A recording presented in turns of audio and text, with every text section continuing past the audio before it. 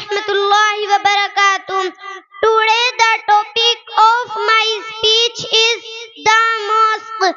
Firstly, for this opportunity to deliver a speech on stage, I would like to thank all of my teachers. I also want to address all my friends for all the support.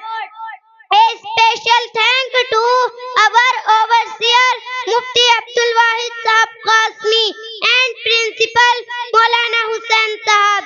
There are mosques all over the world. A mosque is a place where the Muslim pray.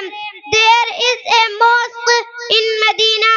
It is called the Prophet's Mosque. Our Prophet Muhammad sallallahu alaihi wasallam himself had it built. The building of this mosque was very simple. The walls were of bricks and earth. The roof was of palm leaves. The mosque is now a very beautiful building.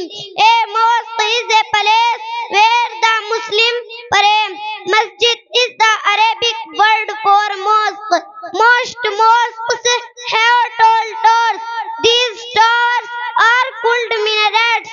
Mosques are holy places. It is very important to keep them clean. No one may enter a mosque in shoes. Every mosque has a big prayer hall. I think that's all. I wish we could meet again in another occasion.